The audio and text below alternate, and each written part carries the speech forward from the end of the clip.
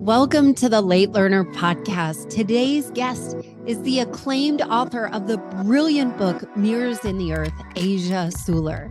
Asia is an author, a trained herbalist, a Reiki master, an earth intuitive, and holds a BA from Vassar. After this conversation, you are never going to walk outside again without looking at the living world around you a little bit differently. Welcome to the show. I'm so excited to have you here, Asia.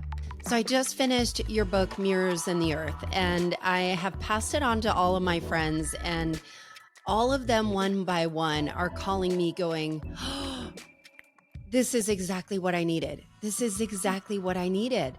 And this is your first book. Can you tell me about Mirrors in the Earth? Oh, well, gosh, that just warms my heart so much to hear. Mirrors in the Earth, it's a series of nature essays. And what I say about it often is that these stories were given to me by the natural world by engaging with what, has been called the more than human world. And they're stories that help us to see ourselves, to understand who we are, come to learn who we are, accept who we are, and through that journey of self-acceptance really come into our gifts. So what I have heard from the earth and what lives inside that book is this understanding that the earth wants us to see ourselves and see our goodness, because this is how we access the gifts that we were meant to bring to this world to help this time, to help in this moment of great change and transformation. So from this perspective, the earth is really invested in us seeing ourselves, in us learning true self-compassion, because this is really how we step into co-creating with the earth and co-creating this next era that is underway. And so the title Mirrors in the Earth came from this concept and from an even more specific concept of this idea of the earth as a parent mirror. So in psychology, there's the idea of mirroring, especially when we're young. In an ideal environment, our caretakers mirror back to us, who we are. They help us to understand ourselves, our emotions, our gifts, our strengths. And yet most of us, I would say, did not get the kind of mirroring that we really needed to be able to truly see ourselves. But what's so beautiful is that the earth is a parent mirror who never forsakes us, who is always here for us, who is always ready to reflect back to us the truth of our own being, the truth of our goodness, and the truth of our belonging. This is such a huge reframe, and something that I live in the city. I live in Atlanta. One of my very favorite places where I feel the most home is Asheville, which I believe you live in the West Mountains of North Carolina. And one of the things that really stood out to me about your book is the thought of invisibility. And, I think you did such a beautiful job animating nature in a way that felt sentient. Like it felt like it was, it felt like it was alive, even though of course it's alive, but we're so self-absorbed, as we're walking through the world with our heads down and our heads full, with our eyes down and our heads full. And the thought of invisibility, that as busy as we are in our heads, and something that really stood out was how we feel like, do we matter? Are we invisible? And the way you brought the forest or nature or birds to life was beautiful. How do you explain invisibility? Yeah, I think we all go through periods of time in our life, sometimes even most of our lives, where we feel like we are invisible, like we're unseen, whether that's literally feeling like we're not being seen or, like people don't notice us, or whether that's feeling like the essential essence of who we are is not seen and not understood. And in the book, I talk about going through a period of time like this of feeling really unseen, and of different times in my life where I felt that way, and how hard it is, because as humans, we were designed to live and grow in community, and that being seen is actually essential for our own unfoldment, that it's not being high needs to want to be seen or to need to be Hmm. seen. It's an essential part of what it means to be a human being. And yet often in the human world and human environments, we don't feel very seen, or not seen in our fullest. And what is really amazing is that the earth always sees us, and is always there to help reflect back to us the depth of our own multidimensionality. And I talk about an experience in the book where I had just gone through a breakup and had decided to move really far out in the mountains in Western North Carolina, off a road called Lonesome Mountain Road, if that gives you any idea of what it was like out there. Right. And I was living by myself out there and was just going through a time, right, where I just literally was not being seen by anybody except for the postman who would come around every day. I wasn't going out. I was, at the time, I was really working on my business. I had left my job and I had decided I was going to, work on my business full time. I basically didn't get out of my pajamas most days. And I just was going through one of those times in my life where I felt totally invisible. And this one morning I woke up and I heard this tap at the window. And when you're kind of half in and out of sleep and you kind of think nonsensical thoughts, I was like, oh, there must be a small child crouched outside my window. Which then I'm like, okay, I'm living on the top of like a hill in the mountains where no one's around. It's probably not a small child. And I opened my eyes and it was this beautiful saffron finch knocking at the window. And it was just one of those moments where almost like it feels like a prayer has been answered, and you put something out in the world with kind of the fullness of your heart and this feeling of desperation of like, I need help. And then I woke up and this finch was knocking at my window, and I looked and I looked at him, and he looked back at me. Like, he looked back at me and tapped the window again. And I just was flooded with this realization that all this time that I had been thinking I was invisible, I was being seen by the living world. That I'm seen by the birds who are coming to visit my window, that I'm seen by the squirrels who are looking to see if I drop any of my sandwich. I'm seen by the deer who are roaming the woods. I'm seen by the trees. I'm always seen, and I'm never not accepted as part of nature. The earth doesn't think that there's a difference between human beings and the rest of the living world. We are part of the fold. And so we are always seen, we are always accepted. And in that same chapter, I talk about learning in a birding class this concept that the birds actually know that we are in the forest and will often send a call down through the forest to let the other birds and hence all the other creatures in the forest know the moment you step onto the path. And so sometimes what we're hearing, those calls in the forest, are actually calls about us, Isn't that which just crazy? totally blew my mind when I learned about that. And so yeah, for me, it has been a place of huge solace to just realize that no matter what I'm moving through, I am seen by the earth, I'm held by the earth, and it is always a place I can go to connect with the more than human world, that I can go there to be held, to be understood. I think what's interesting about that, at first, when I heard that, I thought, it sounds a little self absorbed that the whole world is conspiring around you and noticing that. But then you said over and over again in your book that self compassion is a form of ecological healing. Good Lord, can Mhm. we let that breathe for a minute? Self compassion is a form of ecological healing. What does that mean? Mm. When we have compassion for ourselves, we are very literally holding compassion for the earth. We are made of earth.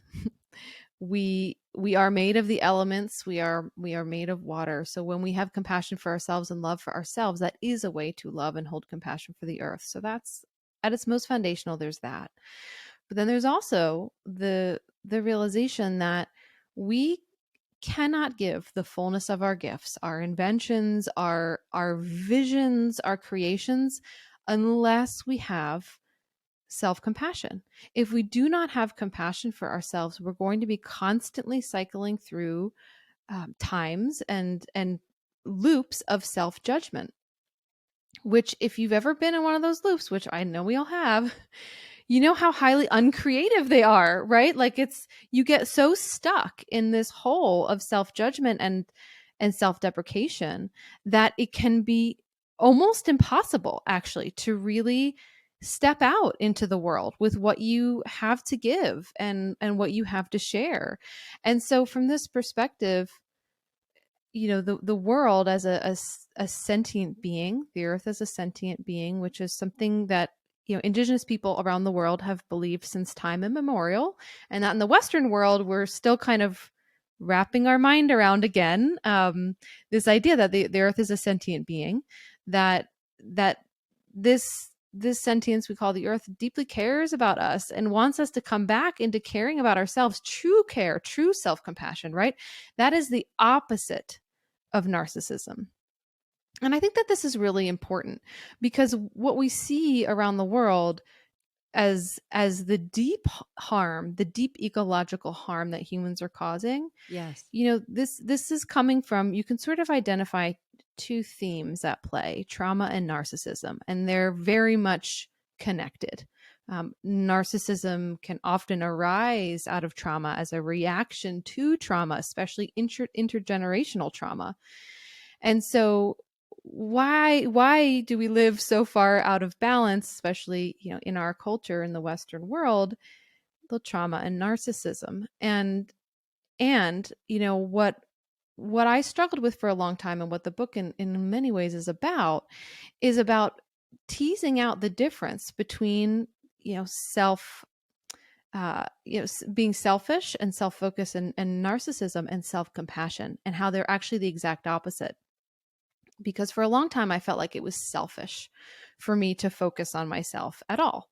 That my role was to help other people. You know, from a very young age, I identify as a highly sensitive person and an empath, and from a very young age, you know, I received like the mirroring and the feedback that part of my deep value was the way in which I helped other people, often putting myself second. And so it was a big learning struggle for me to get to the point of thinking, oh, actually, you know, doing the things that I need to do to care for myself, to love myself, to be able to have compassion and forgiveness for myself no matter what, that's not selfish, that's okay, that's not narcissistic. You know, narcissism actually arises out of a deep need, for this deep need to be seen and to be receive affirmation. And so when we learn how to have compassion for ourselves rather than seeking it constantly, from other people, which is, you know, narcissism as, you know, as a theme in the world is a little bit different maybe than the disorder or narcissistic personality disorder. Right. But as a theme in the world, it's sort of constantly, needing others to see and aggrandize you. uh, you know, and this is putting this very human desire to be seen and to be accepted, sort of blowing it up and putting it on other people, in a way that actually distances you from your ability to truly see yourself. So when we learn how to actually hold compassion for ourselves through connecting with the living world, the natural world, what we actually do is we sort of drain the power away from narcissism. We stop being people who will sort of naturally fall into perhaps fawning over narcissistic elements in the world and feeling like it's our responsibility to make them feel better or to show up for them. And we also drain away any of what we might perceive as narcissistic tendencies inside of ourselves, right? Because narcissism is a hole that cannot be filled. And self-compassion is the exact opposite. It's being willing to fill your own cup first, and to know that you are unconditionally loved and accepted by this world because you are a part of this world. You are every bit as loved and accepted as, you know, the oak tree outside your window or the river that you go walk by. You are no different than these natural elements of the world. And so coming home to this space of acceptance and belonging is your birthright. I think the belonging theme is what's coming up for me so heavily when you speak. And I know that there are times when I have been all up in my head or stressed out. and I'll go outside and I'll put your audiobook on and listening, I mean, your voice, like you just have this calming voice that immediately calms me. But I think what's interesting about this is that what I noticed that when I would go out into nature, whether it's like a little hiking trail that's nearby, it doesn't have to be somewhere grand or, Arizona or Sedona or something, but just being in the woods or kind of tuning into the birds, all of a sudden I would feel whole. And one thing I noticed in the way you show up is you talk about it's not about me teaching you, it's about me helping you remember. And that belonging, that wholeness, that's powerful. Like it's really powerful. I think how that does that. At what point, I'm wondering, at what point did nature, did that come alive for you in your journey? Mm. When I was in college, I was diagnosed with a chronic pain condition called vulvodynia, which is a chronic pain of the vulva and pelvic bowl.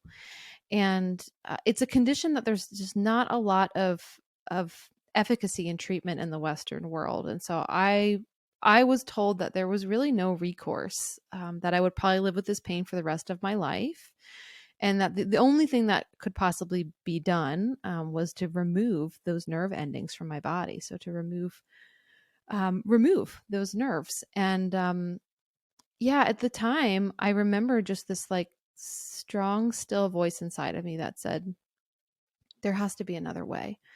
And I, at the same time, though, it was a really hard journey to be on. To be living with any kind of chronic pain is to often get very familiar with the feeling of invisibility, and then being very Mm. young and being in an environment that is sort of supposed to be like a carefree time in one's life. I felt, often like I was sort of living in my own world, and the way that I dealt with the pain inside of my body was by going outside.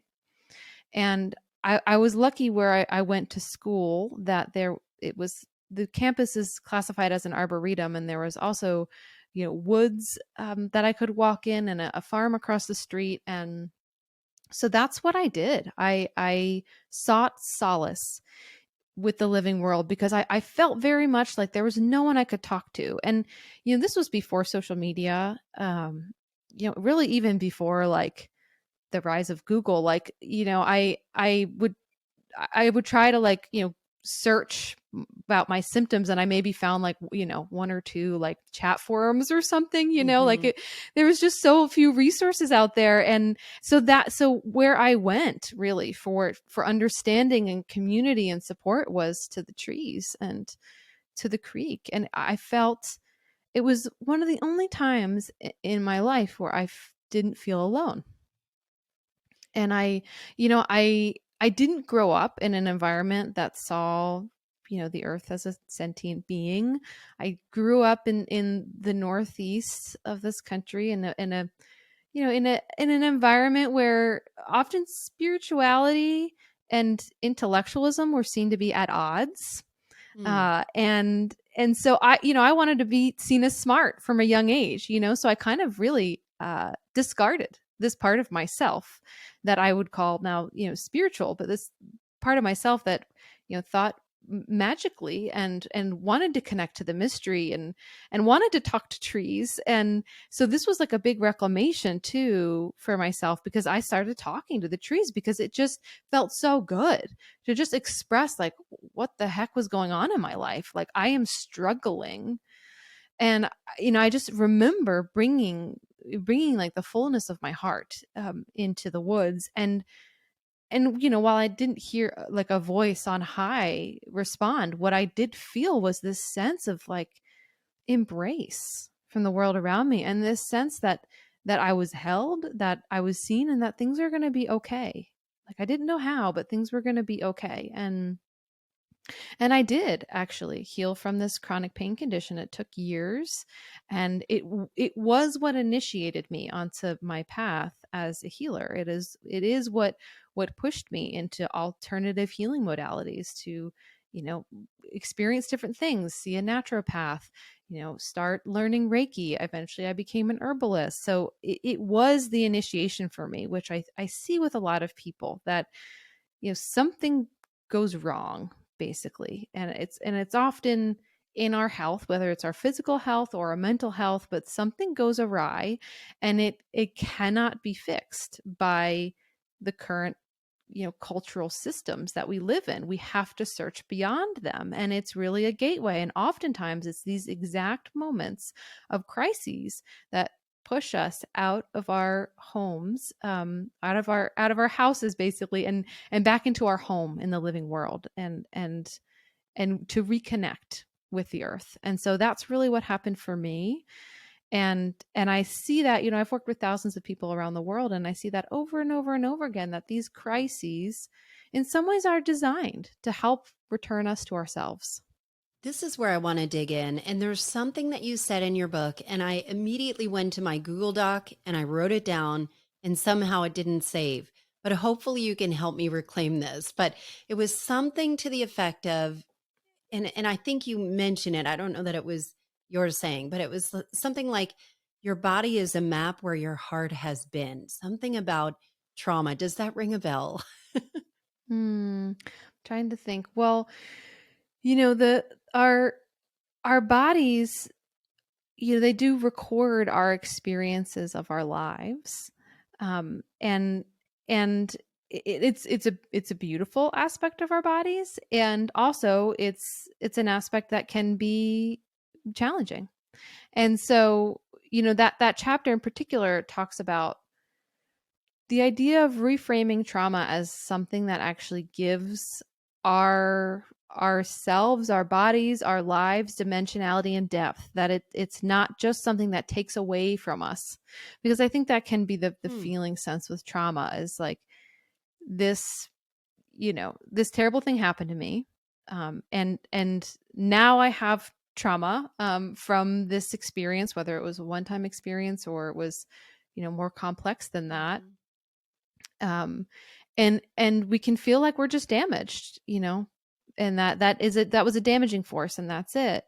And in the book, I talk about this theory, in the Earth's creation, called the Theia impact theory, where early on in the Earth's formation, there was uh, a giant celestial body that hit into the Earth, and its name was Theia. And it was an impact so large, it literally turned the entirety of our Earth spontaneously molten. This is how huge this impact was. It completely changed the nature of the Earth forever, and it set us slightly askew in our orbit around the sun. And what happened with that being set slightly askew is that it actually created the ability for us to have so much more diversity on Earth. Like, if we didn't have that slight tilt, we we would not have the seasons as we know it. It would be either very hot or very, very cold, and basically the Earth would be not very inhabitable.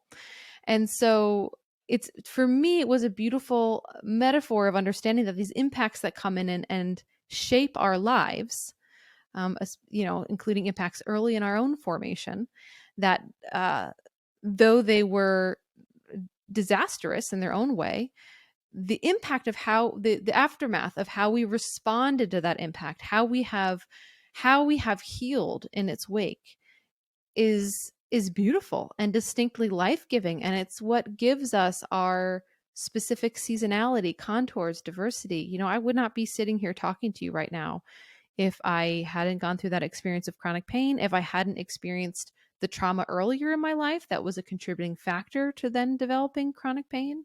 And you know i I say that even as part of me wishes, obviously, I didn't had never experienced these things, but I say that, and I also recognize that it's part of now the beautiful dimensionality of who I am, the depth of who I am. I don't think I would be as deep of a person if I hadn't been through what I've been through. And so yeah, I think it's helpful to remember, especially when it starts feeling like your life is defined by um, these events that you perceive as having taken away from your gifts or from your light or from your potential or from your ability to look back at the earth's own formation and see that there's another way to tell the story.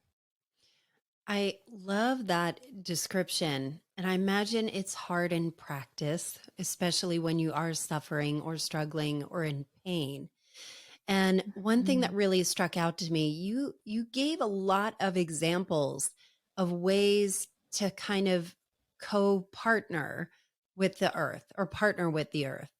And one of them that I just loved, and maybe you can share the story, is how the earth can actually take your pain. And a Mm. practical guidance that you gave is like, you can scream into the earth, like you can literally give your pain to the earth and what it feels like. And you had an experience like that. Would you mind sharing? Yeah, well, one of the sort of examples or invitations that I give is to literally dig a hole and like, yeah, yell into the hole, like really just sort of like let it all out. And I had I'm not sure if this is the one experience you're referencing, but in that chapter, I talk about a moment that I had actually sitting out underneath the moon where, I was just really coming back into this spiritual connection with the earth, and with nature. And I remember I would sneak out of my dorm room, so my roommates wouldn't know what I was doing. I would sneak out and I would go into the little patch of woods near our dorm on full moons, and I would sit with the moon. And I was like sort of embarrassed by the at the time, like I didn't want people to know I was doing it. And I went out and I was sitting underneath the moonlight, and I just felt all this heaviness inside of me, just deep sadness, deep sadness for everything that I had been experiencing the past, few years of chronic pain and just trauma rising to the surface to be addressed. And I just decided in that moment, I said, you know what? I'm just going to speak all of this out loud to the moon. Like, I feel like the moon is here to witness me. I'm alone. Nobody knows I'm doing this. Like, it's safe to speak this out loud. And there were so many things I hadn't even allowed myself to say out loud, just about how much I was struggling. I kept a lot to myself, and it felt so healing to just express just how much pain I was in, how much I was struggling, how unfair it felt, how sad I was, how how hard life felt like it was. And I just remember as I was pouring my heart out, looking up at the moon and just having this sense like this moon was this grandmother with this like illuminated face shining down on me. And as I spoke, I could just literally feel this pain and these worries like lift from my body. And I felt that they were being received. And I remember this deep sense that came fully into my body, flooded me like moonlight, this deep sense that one day everything would be okay. I just remember like this, as if she was speaking to me. One day everything is going to be okay. And I look back on that now, and I can see that I was really receiving from, in this case, the moon, which originally was part of the earth. um from the moon, this message that I was seen, that I was held, that my pain was seen. And it was almost felt like a message, kind of. It was like I was sort of speaking out loud the pain of my past selves, including my young selves. And it's almost felt like the moon was reflecting back to me a message for my future self, like the elder in me, the grandmother in me, that was like, this is a phase, it's a cycle in life, and it will end. And there's a different future awaiting you. And I have moments like that now every time I go out and am willing to just speak aloud to the earth. I'm willing to put aside my feelings of silliness or shame, and and just express what it is that I'm feeling, and allow the sense of the earth holding me and reaching out to me to allow it in.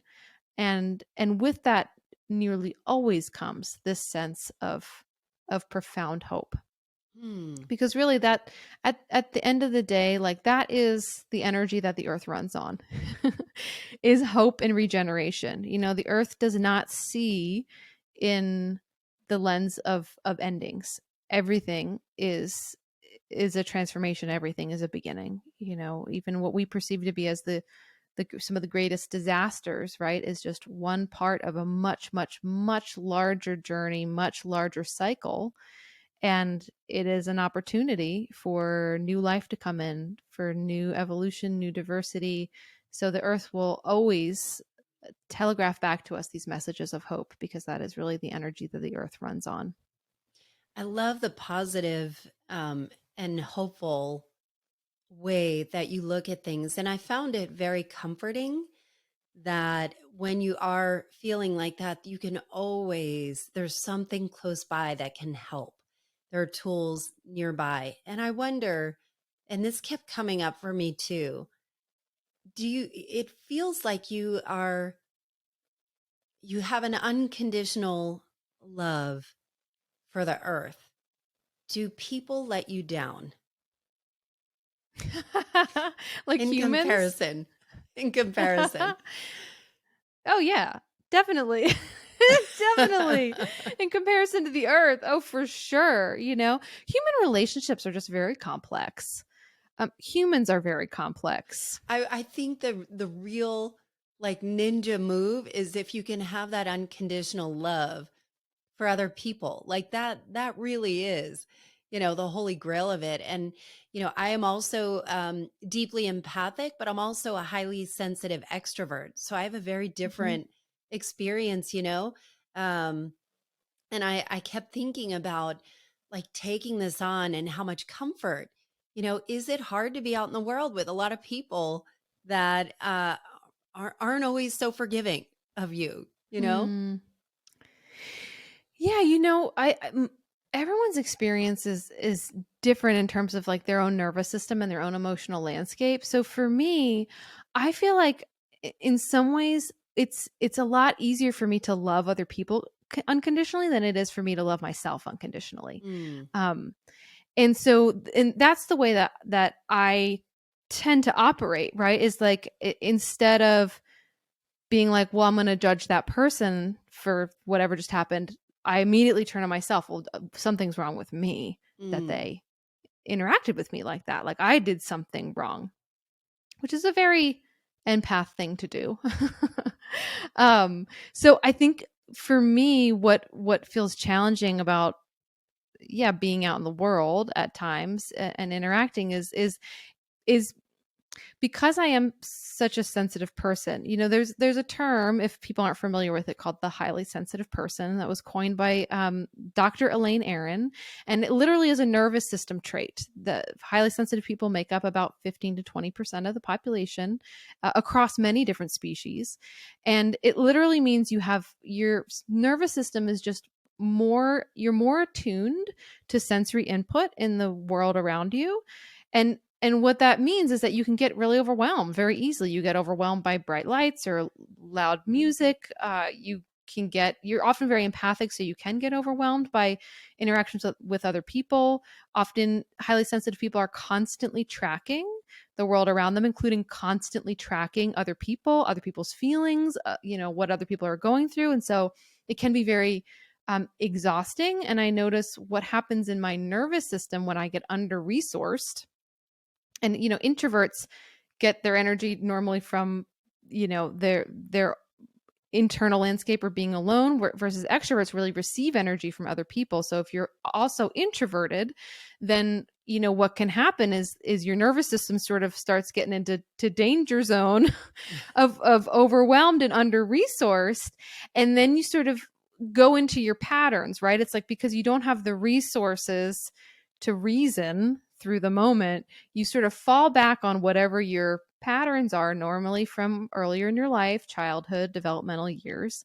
And so for me, those patterns were often internalizing it, being like, there is something wrong with me, that I feel this way, or that I'm struggling, or that even this person acted this way. Like, there's something I should be ashamed about. This is something I need to fix inside of myself. And so, this is a big reason why I wrote the book for other sensitive people and empaths, because it's this self-love piece is a huge struggle, especially when your pattern is to immediately go into a place of self-blame. So yeah, I would say that for me, it's harder to love and have compassion for myself than it is to love and have compassion for other people. And while I recognize people, people struggle, right? Like we Mhm. we we all struggle, and yeah, sometimes I struggle with other people. Sometimes I'm like, why did that person do it like that, or why did they talk to me like that? It's Like, just human. like that doesn't that's just human, and I think it's been helpful for me to realize that, yes, while there is a specific set of the population that is quote unquote highly sensitive, humans in general as a species are incredibly sensitive. You wouldn't think it, because we've been so successful, and establishing ourselves in nearly every environment on the earth, but we are super duper sensitive as a species. I mean, our our sensitivity to trauma is like immense. Like other species experience trauma and they're really good at shaking it off. Humans experience trauma and it's like we need all these cultural systems Mhm. to be able to release it from our bodies. So I think just having compassion for humanity in general, that somehow this incredibly sensitive species was able to spread throughout the entire world, and in a way that we but we sometimes highly sensitive people deal with their sensitivity, right, by numbing out. And so that's kind of what we've done as a species, is we've sort of numbed out. We've been like, I'm not sensitive. No, not me. No. Like, humans aren't sensitive. No, they're insensitive. And it's the exact opposite, actually. We're so sensitive. That's I why think we've you're we've right had to there. numb in all the ways.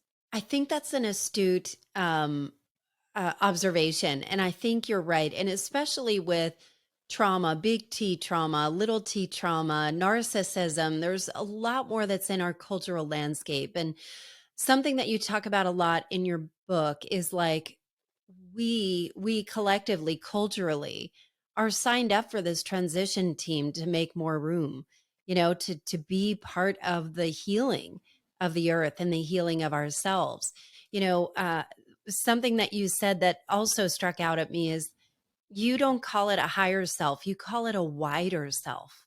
What does that mean? Yeah, this was a term that came to me when I first started teaching over a decade ago, and it really stuck with me. Cuz the term higher self, it implies some sort of hierarchy, right? Like there's a self that's above me, which is, sometimes that works for people. I love the term wider self because it's something I'm a part of. It is a part of me that is much wider than my current knowing and reckoning, and yet I am within it. I'm not separate from it. I there's not like a floor separating us. I'm not on the bottom floor and they're on the top floor, right? It's almost like instead I'm at the center of the heartwood of the tree, and the tree is my wider self. And in this way, you're always held and you're always within this wider part of you, and it also can sort of reference the wider self's ability to see the wider picture, that there is this part of me that sees and understands the wider picture in a way that I cannot see, from my perspective, but I can trust that they are seeing this. There's so much self-compassion in all of this that's kind of built into this. I imagine this could be like a love letter to yourself, and you also talk about us being sacred volunteers. What do sacred volunteers mean? Yeah, it's exactly what you said before about, like, we are coming here to be part of this transition team here on earth. We were born for a reason, at this time. It is not an accident.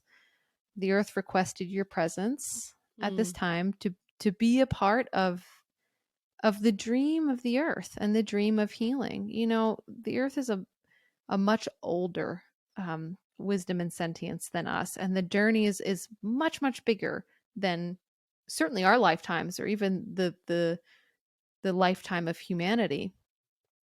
And yet we have a very specific role to play, and so there's no accident that we're here now. And in ecology, there's this concept of volunteer plants. They are plants that come in after there's been devastation. So after there's been, an earthquake or a landslide or a clear cut, there are plants that will come in and start rehabilitating the soil and the air to make it hospitable for other life again. Now we're very familiar with these volunteer plants because most of these volunteer plants are the weeds that we see around us every day. If you go for a walk down the street and you see a dandelion growing up between the cracks of the concrete, that is a volunteer plant, right? And if you just let Mm. that dandelion sort of do its thing over time, what it would eventually do is grow more and more, shed more leaves, create more compost, and start helping to create an environment where cracks can form in that concrete, where soil can be recreated, where a tree seed could be planted and the roots could grow and break that concrete right open. So Wow. volunteer plants actually help reclaim the land. So in this way of thinking, those of us who are being born right now, are volunteers. And we might at times, not value ourselves, right? Because we think we're as common and as unimportant as the dandelion, before we realize that these very, weedy species are the species that are going to rehabilitate our world.